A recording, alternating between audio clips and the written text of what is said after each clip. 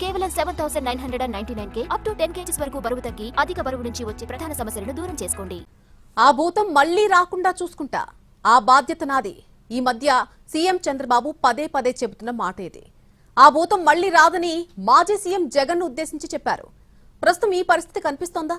పారిశ్రామికవేత్తలకు ధైర్యం ఇచ్చే పరిస్థితిలో సీఎం చంద్రబాబు ఏం చేస్తున్నారు?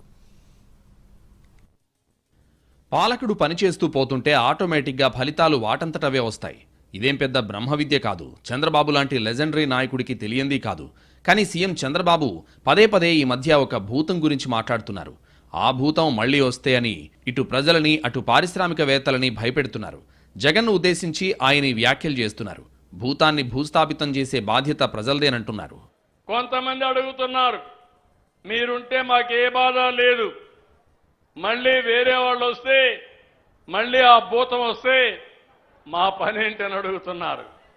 నేను ఒకటే చెప్పాను, ఆ భూతాన్ని రాజకీయంగా సమాధి చేసే బాధ్యత, భూస్థాపితం చేసే బాధ్యత మా ప్రజలది. మీరు నమ్మండి, మీరు రండి, పెట్టుబడులు పెట్టండి.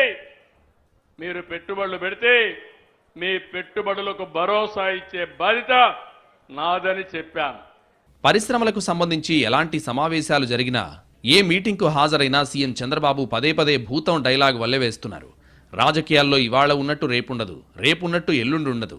11 సీట్లే కదా, ఇంట్లో ఉంటారులే అనుకుంటే జగన్ జనంలోకి దూసుకొచ్చేశారు. ప్రస్తుతం ఉన్న పరిస్థితిలో జగన్ను జనంలోకి వెళ్లకుండా కట్టడి చేయడం కష్టం.